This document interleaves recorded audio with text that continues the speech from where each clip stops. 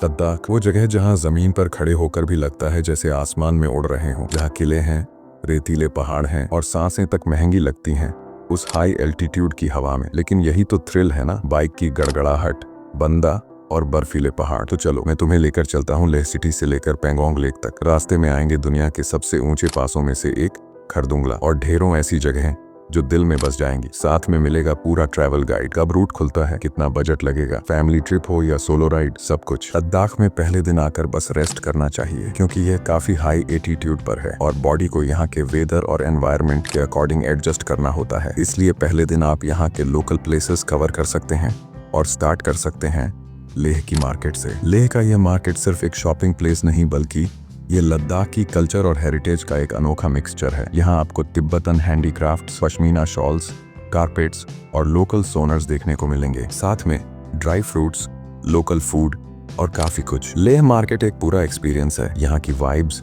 यहाँ के लोग और यहाँ की चीजें, सब कुछ यूनिक संगीत है। लद्दाख फ्लाइट से जाने वालों के लिए तो पूरे साल भर ओपन रहता है, लेकिन रोड ट्रिप करने वालों के लिए यह अप्रैल या मई से अक्टूबर नवंबर तक ओपन रहता है क्योंकि बाकी समय बर्फ की वजह से रोड्स क्लोज रहते हैं। लद्दाख बाई रोड जाने के दो रास्ते हैं, पहला हिमाचल प्रदेश के मनाली से तो दूसरा जम्मू एंड कश्मीर के श्रीनगर से। दोनों रूट से दूरी लगभग 430 किलोमीटर है, लेकिन जाने के लिए श्रीनगर लेह हाईवे ज्यादा बेहतर है क्योंकि रोड्स ज्यादा अच्छी हैं। वहीं मनाली से लेह के रास्ते कई जगहों पर अंडर कंस्ट्रक्शन भी है और खराब भी, लेकिन बाइक राइडर्स अपनी पसंद के अकॉर्डिंग कोई भी रास्ता चूज कर सकते हैं। पर घूमने के लिए परमिट भी लगती है जिसकी डिटेल हम आगे जानेंगे। वैसे तो दोनों ही रास्तों से एक दिन में पहुंचा जा सकता है, लेकिन वेदर और रास्ते के चैलेंजेस को देखते हुए आपको 2 दिन में ट्रिप करनी चाहिए और रूट प्लान आप कुछ इस तरह से कर सकते हैं। संगीत बाइक से इस रोड ट्रिप में आपका 200 से 500 तक का फ्यूल का खर्च हो सकता है। लेह मार्केट से कुछ कदम दूर ही आपको लेह पैलेस भी देखने को मिलता है। लेह पैलेस 17वीं शताब्दी में बना था। ये महल कभी नाम गयाल राजवंश का शाही महल हुआ करता था। यहाँ की दीवारें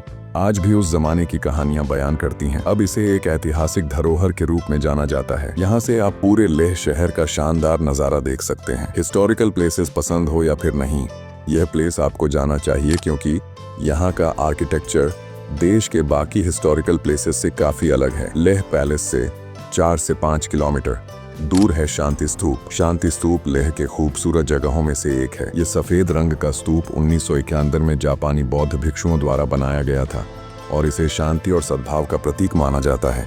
अगर आप यहाँ सनराइज या सनसेट के टाइम में आते हैं तो आपको एक अद्भुत नज़ारा देखने को मिलेगा। वैसे सिटी में हमारी आइटनरी एक और दिन की थी, पर उसके पहले दूसरे दिन हम जाने वाले थे लद्दाख के खरदोंगला पास होते हुए नब्रा वैली के सफर पर। लेकिन यहाँ जाने का मजा है बाइक से, जो लद्दाख में आपको बाइक के मॉडल के अकॉर्डिंग लगभग 1200 से 2000 पर डे में मिल जाती है। लेकिन यहाँ एक बात ध्यान देना चाहिए कि आप केवल लद्दाख नंबर की बाइक से ही यहाँ की प्लेसेस एक्सप्लोर कर सकते हैं। हिमाचल या कश्मीर की रेंटेड बाइक यहाँ लोकल्स अलाउ नहीं करते, पर अगर आपकी प्राइवेट बाइक देश के किसी भी लोकेशन की हो तो कोई प्रॉब्लम नहीं होती। लेह से नब्रा वैली लगभग 130 किलोमीटर है, लेकिन लेह से निकलते ही आपकी गाड़ी लगातार ऊंचाइयों को छूना शुरू कर देती है क्योंकि लेह से लगभग 40 किलोमीटर दूर पड़ता है खरदुंगला पास, जिसके रास्ते बर्फ से लदे हुए थे। खरदुंगला पास सी लेवल से लगभग 500 मीटर की हाइट पर है, जहां आर्मी के जवानों का बेस पॉइंट भी है। यहाँ ऑक्सीजन की कमी होती है तो ठंड की अधिकता, इसलिए थोड़ा वक्त गुजार के आप आगे बढ़ सकते हैं नुब्रा वैली के लिए। लद्दाख के साथ प्रॉब्लम यह है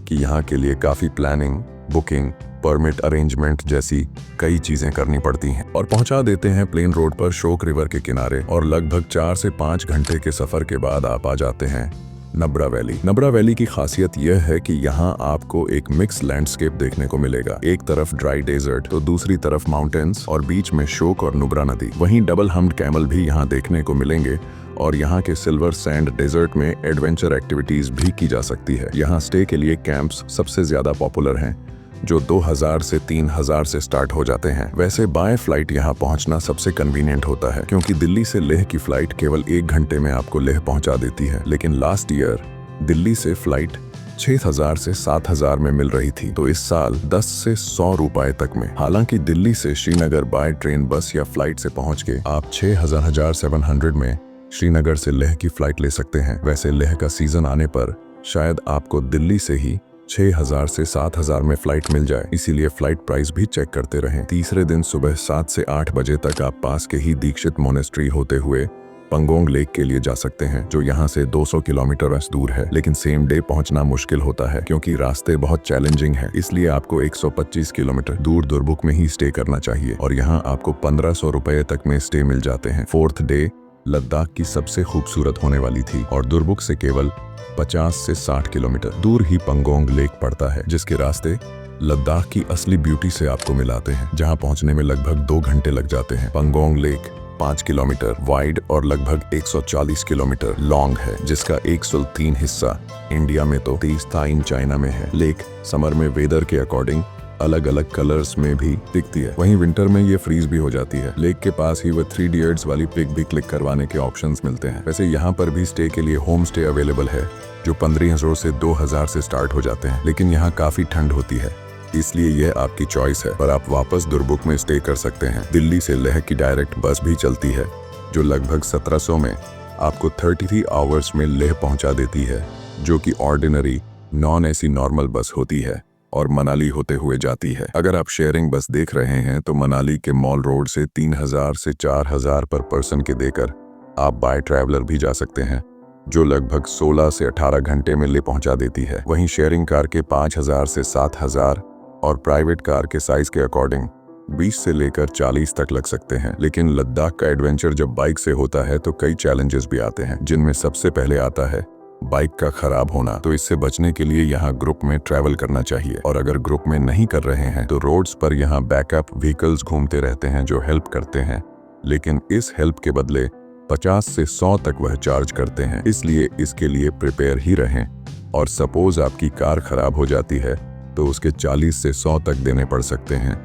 इसलिए अपनी 4 व्हीलर से आना तो अवॉइड ही करें। संगीत 5th डे आप दुरबुक से वापस लेह के लिए जा सकते हैं, और इस रास्ते में चांगला पास भी पड़ता है, जहां कई बार आपको समर में भी स्नोफॉल देखने को मिल सकती है। दुरबुक से लेह लगभग 100 किलोमीटर दूर है और 3 से 4 घंटे पहुंचने में लग सकते हैं। लद्दाख में गुरु नानक देव जी भी तपस्या किए थे, और इसका प्रमाण मिलता है यहाँ के पत्थर साहिब गुरुद्वारे में। कहते हैं यहाँ के लोगों को उस वक्त एक राक्षस परेशान किया करता था, और जब गुरु नानक देव जी यहाँ तपस्या कर रहे थे तो उस राक्षस ने एक बड़ी सी पत्थर उनके ऊपर फेंक दी थी। लेकिन वह पत्थर गुरु नानक देव जी के शरीर से टकराकर मोमबत्ती जैसा नरम हो गया था और उनका शरीर उस पत्थर में छप गया। सभी गुरुद्वारों की तरह यहाँ पर भी लंगर चलता है, और इंडियन आर्मी भी यहाँ देखरेख और सेवा करती है। पत्थर साहिब लेह से 23 किलोमीटर दूर है, और 6वें दिन आप इसको अपनी आइटनरी में ऐड कर सकते हैं। और यहाँ से 10 किलोमीटर और आगे संगम पॉइंट पर भी आपको जाना चाहिए, जहाँ ब्यूटीफुल व्यूज के साथ राफ्टिंग भी किया जा सकता है, और लद्दाख की आइकॉनिक पिक्चर्स क्लिक कराने के लिए यह जगह परफेक्ट है। 7th डे आराम से आप यहाँ से वापस अपने घर के लिए निकल सकते हैं। लद्दाख में घूमने के लिए इनर लाइन परमिट की भी नीड होती है, जो आप इस वेबसाइट से ले सकते हैं, और जो आइटनरी और प्लेसेस बताई हैं उसके अकॉर्डिंग लगभग 400 की काउंसिल डेवलपमेंट फीस देनी पड़ती है। लद्दाख यूनियन टेरिटरी है, और लेह और कारगिल दोनों ही यहाँ की कैपिटल है, पर लद्दाख का असली रूप लेह सिटी में ही दिखता है, तो यहीं से ट्रिप की शुरुआत करनी चाहिए। वैसे लद्दाख के अंदर कार से घूमने के लिए आप महाराजा ट्रैवल से कनेक्ट कर सकते हैं, जो कार के साथ नबरा, पंगोंग, लेह जैसी जगहों पर होटल का भी अरेंजमेंट कर देंगे, और आइटनरी बना के आपकी पूरी ट्रिप आसानी से करवा देंगे। और फैमिली के साथ जा रहे हैं तो पैकेज प्री बुक करके ही जाएं, ताकि वहां जाकर आपको कोई प्रॉब्लम फेस ना करनी पड़े, क्योंकि कई जगहों पर नेटवर्क और लोकेशन की दिक्कत होती है। पर पैकेज में लोकल ड्राइवर होता है तो गाइडेंस भी मिलेगी और सेफ्टी भी रहेगी। पैकेज में generally hotel, meals, transportation, sightseeing और इनर लाइन परमिट इंक्लूड होता है। बहुत से लोग लद्दाख के अंदर पब्लिक ट्रांसपोर्ट का ऑप्शन भी ढूंढते हैं, तो वो आपको लेह के बस स्टैंड से जरूर मिल जाएंगे, लेकिन यह केवल सोलो ट्रैवलर्स या लो बजट ट्रैवलर्स के केस में ही अच्छा ऑप्शन होगा, क्योंकि इसकी टाइमिंग नॉर्मल टूरिस्ट के हिसाब से नहीं होती, और ना आपकी एग्जैक्ट लोकेशन पर ड्रॉप कर सकते हैं, और कंफर्ट भी नहीं होता। लद्दाख की हेल्थ एडवाइजरी के अकॉर्डिंग आपको यहाँ आने से 48 आवर्स पहले किसी हाई एटीट्यूड एरिया में एक्लेमेटाइज होना चाहिए। डायमॉक्स की 250 mg टेबलेट दिन में 2 बार लेनी चाहिए। 2 से 3 लीटर पानी पर डे कंज्यूम करना चाहिए, और भी कई बातों का ध्यान रखना चाहिए, जो आप इस वेबसाइट पर चेक कर सकते हैं। लद्दाख में घूमने का खर्च डिपेंड करता है कि आप कार से घूम रहे हैं या बाइक से, और दोनों के खर्च मैं आपको अलग अलग बताऊंगा। पहले जानते हैं कार से लद्दाख में घूमते हैं तो क्या खर्च आएगा। लद्दाख में 2500 पर नाइट 2 एडल्ट्स में आपको अच्छे होटल मिल जाएंगे, और 6 नाइट के एक पर्सन पर 7500 खर्च होंगे। मील्स के 700 पर डे के हिसाब से 7 डेज के लगभग 4800 रुपए ट्रांसपोर्टेशन का ले से नबरा पंगोंग की पूरी 3 दिन की ट्रिप का लगभग 22000, तो लोकल साइट सीन का 2000 से 3000 अल्टीमेटली ट्रांसपोर्टेशन पर आप 8000 का बजट रख सकते हैं और 2 लोग कार में बैठते हैं तो 15,000 एक पर्सन पर खर्च आएगा। मतलब टोटल 27,400 में आप लद्दाख के अंदर घूम सकते हैं। बाइक से यहीं ट्रिप करते हैं तो होटल और मील पर तो सेम खर्च आएगा, लेकिन ट्रांसपोर्टेशन के लिए अगर आप बाइक हायर करते हैं तो minimum 1500 per day bike rent का, यानी 6 डे का अराउंड 9,000 और पूरी ट्रिप में लद्दाख के अंदर लगभग 500 से 600 किलोमीटर बाइक चलेगी तो लगभग 3,000 फ्यूल पर खर्च होंगे और 2 पर्सन बाइक पर जाते हैं तो एक पर्सन पर लगभग 6,000 रुपयों का खर्च आएगा। मतलब बाइक से आप टोटल 18,400 में ही लद्दाख घूम लेंगे। वैसे यहाँ हॉस्टल वगैरह भी मिलते हैं और नॉर्मल स्टेट चूज करके आर्स 15,000 में भी ये ट्रिप हो सकती है। वहीं खुद की बाइक से आ रहे हैं तो 10,000 में ही ये ट्रिप हो जाएगी। लेकिन इसके अलावा लेह तक पहुंचने का खर्च अलग होगा, जो डिपेंड करता है कि आप फ्लाइट से आ रहे हैं, बस से, बाइक से या कार से, और इनके खर्च की डिटेल्स मैंने वीडियो में पहले ही बता दी है तो इसको आप अपने अकॉर्डिंग ऐड कर सकते हैं। लद्दाख में मोबाइल नेटवर्क लेह में तो अच्छा मिलता है, लेकिन इसके आउटर पार्ट्स में नेटवर्क तो रहता है पर नेट काफी स्लो या फिर कई बार बिल्कुल ही नहीं रहता है। लद्दाख में लेह हो या नुब्रा या पंगोंग, सभी जगह वेज रेस्टोरेंट के ऑप्शन मिल जाते हैं। वहीं लैंग्वेज की बात करें तो यहाँ सभी हिंदी या इंग्लिश समझते हैं तो लैंग्वेज इशू भी नहीं आता है। अल्टीमेटली लद्दाख फैमिली के साथ घूमने के लिए पैकेज लेना चाहिए और फ्लाइट से जाना चाहिए। ये कॉस्टली भले पड़ेगा, लेकिन ये यहाँ घूमने का सबसे सेफेस्ट ऑप्शन है क्योंकि यहाँ पर वेदर और नेचर के काफी चैलेंज होते हैं। लेकिन एडवेंचर लवर हैं तो यहाँ के लिए बाइक ट्रिप लोगों के लिए फेवरेट आज भी है। तो ऐसी ही वीडियोस के लिए चैनल को सब्सक्राइब और वीडियो को लाइक और शेयर करना ना भूलें।